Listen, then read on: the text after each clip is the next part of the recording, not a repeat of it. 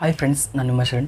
Friends, ಈ ವಿಡಿಯೋದಲ್ಲಿ content ID claim ಅಥವಾ ಕಾಪಿರೈಟ್ ಕ್ಲೇಮ್ ಅಂದರೆ ಏನು, ಅದರಿಂದ ಏನು ಪ್ರಾಬ್ಲಮ್ ಆಗುತ್ತೆ, ಜಾಸ್ತಿ ವೀಡಿಯೋಸ್ನಲ್ಲಿ ಕಾಪಿರೈಟ್ ಕ್ಲೇಮ್ ಬಂತು ಅಂತಂದರೆ ಮಾನಿಟೈಸೇಷನ್ ಆಗುತ್ತಾ ಇಲ್ವಾ ಚಾನಲ್, ಮತ್ತು ಚಾನಲ್ ಮಾನಿಟೈಸೇಷನ್ ಆಗಿದ್ದರೆ ಕಾಪಿರೈಟ್ ಕ್ಲೇಮ್ ಬಂದರೆ ಏನು ಪ್ರಾಬ್ಲಮ್ ಆಗುತ್ತೆ, ಅದನ್ನು ಹೇಗೆ ರಿಮೂವ್ ಮಾಡಬೇಕು ಅಂತೇಳಿ ಈ ವಿಡಿಯೋದಲ್ಲಿ ತಿಳಿಸ್ಕೊಡ್ತೀನಿ.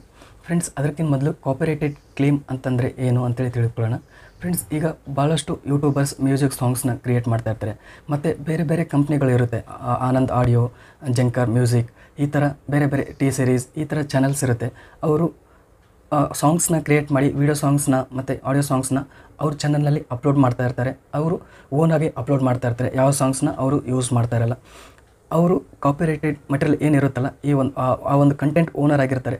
ಯಾವಾಗ ನಾವು ಅವ್ರ ಸಾಂಗ್ಸ್, ಆ ಒಂದು ಕಂಪ್ನಿ ಸಾಂಗ್ಸ್ ನಾವು ನಮ್ಮ ವೀಡಿಯೋದಲ್ಲಿ ಯೂಸ್ ಮಾಡಿದರೆ, ಸ್ವಲ್ಪ ಆಗಲಿ ಜಾಸ್ತಿ ಆಗಲಿ, 20 ಸೆಕೆಂಡ್ಸ್ ಆಗಲಿ, 1 ಮಿನಿಟ್ ಆಗಲಿ, 2 ಮಿನಿಟ್ ಆಗಲಿ, ಎಷ್ಟೇ ಸೆಕೆಂಡ್ಸ್ನ ನಾವು ಯೂಸ್ ಮಾಡಿದರೂ ಕಂಟೆಂಟ್ ಓನರ್ ಅವರಾಗಿರ್ತಾರೆ. ನಾವು ಯೂಸ್ ಮಾಡಿದ್ದೀವಿ ಅಂತಂದರೆ ನಮಗೆ ಕಾಪಿರೈಟ್ ಕ್ಲೇಮ್ ಬರುತ್ತೆ. ಅಂದರೆ ಅವ್ರ ಕಂಟೆಂಟ್ ನಾವು ಯೂಸ್ ಮಾಡಿದ್ದೀವಿ ಅಂತೇಳಿ ಅದು ನಮಗೆ ತಿಳಿಸುತ್ತೆ, ಯೂಟ್ಯೂಬ್ ನಮಗೆ ತಿಳಿಸುತ್ತೆ. ಈಗ ಅವ್ರು ಯೂಸ್ ಮಾಡಿದಾದ್ಮೇಲೆ ಹೇಗೆ ಗೊತ್ತಾಗುತ್ತೆ ನಮಗೆ ಅಂತಂದರೆ, ಯಾವ ಜಿಮೇಲಿಂದ ನಾವು ಚಾನಲ್ ಕ್ರಿಯೇಟ್ ಮಾಡಿರ್ತೀವಿ ಆ ಜಿಮೇಲ್ಗೆ ಒಂದು ಮೇಲ್ ಬರುತ್ತೆ, ಈ ಥರ ನೀವು ಸಾಂಗ್ಸ್ ಯೂಸ್ ಮಾಡಿದ್ದೀರಾ, ಈ ಕಂಪ್ನಿ ಓನರ್ ಇದೆ, ಯೂಸ್ ಮಾಡಿದ್ದೀರಾ ಅಂತೇಳಿ ಬರುತ್ತೆ. ನೆಕ್ಸ್ಟ್ ಇನ್ನೊಂದು ಮೆಥಡ್ ಯಾವ ರೀತಿ ಗೊತ್ತಾಗುತ್ತೆ ಅಂತಂದರೆ, ನೀವು ನಿಮ್ಮ ಚಾನಲ್ನಲ್ಲಿ ಓಪನ್ ಮಾಡಿದಾಗ ಅಲ್ಲಿ ಕಂಟೆಂಟ್ ಅಂತ ಇರುತ್ತೆ, ಅದರಲ್ಲಿ ವೀಡಿಯೋಸ್ ಇರುತ್ತೆ. ವೀಡಿಯೋಸ್ ಪಕ್ಕದಲ್ಲಿ ವಿಸಿಬಿಲಿಟಿ ಅಂತೇಳಿ ಒಂದು ಕಾಲಮ್ ಇರುತ್ತೆ. ಅದಾದಮೇಲೆ ನೆಕ್ಸ್ಟ್ ರೆಸ್ಟ್ರಿಕ್ಷನ್ಸ್ ಅಂತೇಳಿ ಒಂದು ಕಾಲಮ್ ಇರುತ್ತೆ. ಅದರಲ್ಲಿ ಜಾಸ್ತಿ ನನ್ನ ಅಂತಿರುತ್ತೆ ಎಲ್ಲ ವೀಡಿಯೋದ ಮೇಲೆ. ಯಾವ ವೀಡಿಯೋದಲ್ಲಿ ನೀವು ಕಂಟೆಂಟ್ ಯೂಸ್ ಮಾಡಿರ್ತೀರ ಅಂದರೆ ಕಾಪಿರೈಟ್ ಕ್ಲೇಮ್ ಬಂದಿರುತ್ತೆ, ಅದರಲ್ಲಿ ಕಾಪಿರೈಟ್ ಕ್ಲೇಮ್ ಅಂತೇಳಿ ಬಂದಿರುತ್ತೆ. ಈ 2 ಮೆಥಡಿಂದ ನೀವು ತಿಳ್ಕೊಬೋದು ನಮ್ಮ ವೀಡಿಯೋಗೆ ಕಾಪಿರೈಟ್ ಕ್ಲೇಮ್ ಬಂದಿದೆ ಅಂತೇಳಿ. ಈಗ ಕಾಪಿರೈಟ್ ಕ್ಲೇಮ್ ಬಂದಾದಮೇಲೆ ಏನೂ ಪ್ರಾಬ್ಲಮ್ ಆಗಲ್ಲ ಜಾಸ್ತಿ. ಅಂದರೆ ಈಗ ಕಾಪಿರೈಟ್ ಓನರ್ ಇರ್ತಾರಲ್ಲ, ಅವರು 2 ಪ್ರಾಬ್ಲಮ್ನ ಮಾಡ್ಬೋದು. ಒಂದು, ಅವರು ಆ ವಿಡಿಯೋನ ರಿಸ್ಟ್ರಿಕ್ಟ್ ಮಾಡ್ಬೋದು, ನೀವು ಯೂಟ್ಯೂಬ್ನಲ್ಲಿ ಪ್ಲೇ ಆಗದೇ ಇರೋ ಹಾಗೆ ಮಾಡ್ಬೋದು. ಇನ್ನೊಂದು, ಕೆಲವೊಂದು ಪ್ಲಾಟ್ಫಾರ್ಮ್ಸಲ್ಲಿ ಅಷ್ಟೇ ರಿಸ್ಟ್ರಿಕ್ಟ್ ಮಾಡ್ಬೋದು, ಲೈಕ್ ಫೇಸ್ಬುಕ್, ಇನ್ಸ್ಟಾಗ್ರಾಮ್, ಮೋಸ್ ಆ್ಯಪ್, ಈ ಥರ ಪ್ಲ್ಯಾಟ್ಫಾರ್ಮ್ಸ್ನಲ್ಲಿ ಆ ವಿಡಿಯೋ ಪ್ಲೇ ಆಗದೇ ಇರೋ ಹಾಗೆ ಮಾಡ್ಬೋದು. ಫ್ರೆಂಡ್ಸ್, ನಮ್ಮ ವಿಡಿಯೋದ ಮೇಲೆ ಕಾಪಿರೈಟ್ ಕ್ಲೇಮ್ ಬಂದಿತ್ತು ಅಂತಂದರೆ ಏನಾದರೂ ಪ್ರಾಬ್ಲಮ್ ಆಗುತ್ತಾ, ಚಾನಲ್ಗೆ ಪ್ರಾಬ್ಲಮ್ ಆಗುತ್ತಾ ಅಂತೇಳಿ ಭಾಳಷ್ಟು ಜನಕ್ಕೆ ಡೌಟ್ ಇರುತ್ತೆ. ಕಾಪಿರೈಟ್ ಕ್ಲೇಮ್ ಬಂತು ಅಂತಂದರೆ ಏನೂ ಪ್ರಾಬ್ಲಮ್ ಆಗಲ್ಲ ಫ್ರೆಂಡ್ಸ್. ನಮ್ಮ ಚಾನಲ್ ಮಾನಿಟೈಸೇಷನ್ ಆಗಿತ್ತು ಅಂತಂದರೆ ನಮ್ಮ ವಿಡಿಯೋದ ಮೇಲೆ ಏನು ಬರುತ್ತಲ್ಲ ಅಡ್ವರ್ಟೈಸ್ಮೆಂಟ್ಸ್, ಅದರಿಂದ ಏನು ರೆವೆನ್ಯೂ ಬರುತ್ತಲ್ಲ, ಅದೆಲ್ಲ ಕಾಪಿರೈಟ್ ಕಂಟೆಂಟ್ ಓನರ್ ಇರ್ತಾರಲ್ಲ, ಯಾರು ವೀಡಿಯೋ ಕ್ರಿಯೇಟ್ ಮಾಡಿರ್ತಾರೆ, ಯಾರು ಆ ಒಂದು ಆಡಿಯೋ ಕ್ರಿಯೇಟ್ ಮಾಡಿರ್ತಾರಲ್ಲ, ಅವ್ರಿಗೆ ರೆವೆನ್ಯೂ ಎಲ್ಲ ಹೋಗುತ್ತೆ. ಆದರೆ ಕಾಪಿರೈಟ್ ಸ್ಟ್ರೈಕ್ ಆ ಥರ ಏನೂ ನಮಗೆ ಬರೋದಿಲ್ಲ. ಚಾನಲ್ ಮಾನಿಟೈಸೇಷನ್ ಆಗಿತ್ತು ಅಂತಂದರೆ ಈ ಥರ ಕೂಡ ಆಗ್ಬೋದು, ರೆವೆನ್ಯೂನ ಶೇರ್ ಮಾಡ್ಕೋಬೋದು. ಯಾರು ಸಾಂಗ್ನ ಕ್ರಿಯೇಟ್ ಮಾಡಿರ್ತಾರೆ, ಮ್ಯೂಸಿಕ್ನ ಕ್ರಿಯೇಟ್ ಮಾಡಿರ್ತಾರೆ, ಅವರು ಮತ್ತು ನಾವು ರೆವೆನ್ಯೂನ ಶೇರ್ ಮಾಡ್ಕೋಬೋದು 50-50. ಈ ಥರ $100 ಬಂತು ಆ ಒಂದು ವೀಡಿಯೋದಿಂದ ಅಂತಂದರೆ ಅವ್ರಿಗೆ $50 ಹೋಗುತ್ತೆ, ನಮಗೆ $50 ಬರುತ್ತೆ.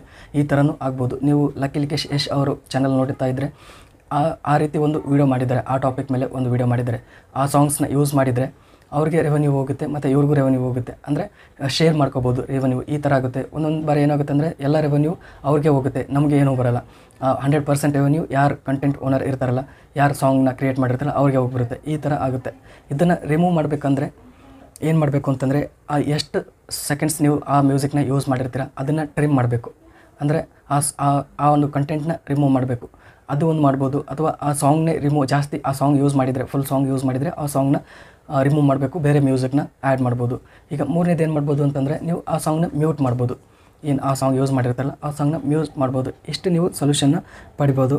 ಮತ್ತು ನೀವು ಏನೇ ಆಗಲಿ ಆ ಮ್ಯೂಸಿಕ್ ಕಂಟೆಂಟ್ ಓನರ್ ಇರ್ತಾರಲ್ಲ, ಅವರು ರೆವೆನ್ಯೂ ತೊಗೊಳ್ಳಿ ಅಂತಂದರೆ ನೀವು ಅಷ್ಟೇ ಸುಮ್ಮನೆ ಆಗಿಬಿಡ್ಬೋದು, ಏನೂ ಪ್ರಾಬ್ಲಮ್ ಆಗೋಲ್ಲ. ಕಾಪಿರೈಟ್ ಸ್ಟ್ರೈಕ್ ಆ ಥರ ಏನೂ ಬರೋಲ್ಲ. ಈಗ ಭಾಳಷ್ಟು ಜನ ತಪ್ಪು ಏನು ಮಾಡ್ತಾರೆ ಅಂತಂದರೆ, ಬಂದರೂ ಏನೂ ಪ್ರಾಬ್ಲಮ್ ಆಗೋಲ್ಲ ಅಂತೇಳಿ ಗೊತ್ತಿರುತ್ತೆ. ಆವಾಗ ಅವರು ಜಾಸ್ತಿ ವೀಡಿಯೋಸ್ ಮೇಲೆ ಈ ಥರ ಕಾಪಿರೈಟ್ ಕ್ಲೇಮ್ ಬಂದರೂ ಕೂಡ ಏನೂ ಪ್ರಾಬ್ಲಮ್ ಆಗಲ್ಲ ಅಂತೇಳಿ ಅದೇ ಥರ ವೀಡಿಯೋಸ್ನ ಮಾಡ್ತಾಯಿರ್ತಾರೆ. ಲೈಕ್ ಜನಪದ ಸಾಂಗ್ಸ್ ಮಾಡೋರಾಗಲಿ, ಮತ್ತು ಈ ಡಬ್ ಸ್ಮ್ಯಾಶ್ ವೀಡಿಯೋಸ್ ಮಾಡ್ತಾಯಿರ್ತಾರೆ ಅವರಾಗಲಿ, ಈ ಥರ ಜಾಸ್ತಿ ವೀಡಿಯೋಸ್ದಲ್ಲಿ ಕಾಪಿರೈಟ್ ಕ್ಲೇಮ್ ಬಂತು ಅಂತಂದರೆ ಮಾನಿಟೈಸೇಷನ್ ಆಗಿದ್ದರೆ ರೆವೆನ್ಯೂ ಬರ್ತಾ ಇರುತ್ತೆ ಸ್ವಲ್ಪ ಸ್ವಲ್ಪ. ಒಂದು ವೇಳೆ ಮಾನಿಟೈಸೇಷನ್ ಆಗಿರಲಿಲ್ಲ ಅಂತಂದರೆ, ಮಾನಿಟೈಸೇಷನ್ ಅಪ್ಲೈ ಮಾಡಿದಾಗ ನಿಮ್ಮ ಚಾನಲ್ ಮಾನಿಟೈಸೇಷನ್ ಆಗಲ್ಲ ಫ್ರೆಂಡ್ಸ್. ಜಾಸ್ತಿ ಕಾಪಿರೈಟೆಡ್ ಕಂಟೆಂಟ್, ಕಾಪಿರೈಟೆಡ್ ಕ್ಲೇಮ್ ಇತ್ತು ಅಂತಂದರೆ ಮಾನಿಟೈಸೇಷನ್ ಆಗಲ್ಲ. ರೀಯೂಸ್ಡ್ ಕಾಂಟೆಂಟ್ ಅಂತೇಳಿ ಬಂದು ಈ ಥರ ಒಂದು ರೀಸನ್ ಕೊಟ್ಟು ನಿಮ್ಮ ಚಾನಲ್ ಮಾನಿಟೈಸೇಷನ್ ಮಾಡಲ್ಲ. ಯಾಕೆಂತಂದರೆ ಕಂಟೆಂಟ್ನ ಜಾಸ್ತಿ ಬೇರೆಯವ್ರದ್ದು ಯೂಸ್ ಮಾಡಿರ್ತಾರೆ, ಅದಕ್ಕೋಸ್ಕರ ಮಾನಿಟೈಸೇಷನ್ ಮಾಡಲ್ಲ. ನಿಮ್ಮದು ಓನ್ ಕಂಟೆಂಟ್ ಇದ್ದರೆ ಏನೂ ಪ್ರಾಬ್ಲಮ್ ಆಗಲ್ಲ. ಸ್ವಲ್ಪ ಇತ್ತು ಅಂತಂದರೆ ನಿಮ್ಮ ಚಾನಲಲ್ಲಿ ಸ್ವಲ್ಪ ಕಾಪಿರೈಟೆಡ್ ಕಂಟೆಂಟ್ ಇತ್ತು, ಕಾಪಿರೈಟೆಡ್ ಕ್ಲೇಮ್ ಬಂತು ಅಂತಂದರೆ ಮಾನಿಟೈಸೇಷನ್ ಆಗುತ್ತೆ. ಅದಕ್ಕೋಸ್ಕರ ನೀವು ನಿಮ್ಮ ಓನ್ ಕಂಟೆಂಟ್ನ ಯೂಸ್ ಮಾಡಿ ಫ್ರೆಂಡ್ಸ್. ಬೇರೆಯವ್ರ ಕಂಟೆಂಟ್ನ ಜಾಸ್ತಿ ಯೂಸ್ ಮಾಡೋಕ್ಕೆ ಹೋಗಬೇಡಿ. ಜಾಸ್ತಿ ಮ್ಯೂಸಿಕ್ ಆಗಲಿ, ಆಡಿಯೋ ಸಾಂಗ್ಸ್ ಆಗಲಿ ಯೂಸ್ ಮಾಡೋಕ್ಕೆ ಹೋಗಬೇಡಿ ಫ್ರೆಂಡ್ಸ್. ಈ ವಿಡಿಯೋ ಇಷ್ಟ ಆದರೆ ಪ್ಲೀಸ್ ಲೈಕ್ ಮಾಡಿ. ನನ್ನ ಚಾನಲ್ಗೆ ಇನ್ನೂ ಸಬ್ಸ್ಕ್ರೈಬ್ ಆಗಿರಲಿಲ್ಲ ಅಂದರೆ ಪ್ಲೀಸ್ ಸಬ್ಸ್ಕ್ರೈಬ್ ಮಾಡ್ಕೊಳ್ಳಿ. ಇದೇ ರೀತಿ ಯೂಟ್ಯೂಬ್ ರಿಲೇಟೆಡ್ ವೀಡಿಯೋಸ್ ನಾನು ಅಪ್ಲೋಡ್ ಮಾಡ್ತಾ ಇರ್ತೀನಿ ನನ್ನ ಚಾನಲಲ್ಲಿ. Thank you friends, thank you very much.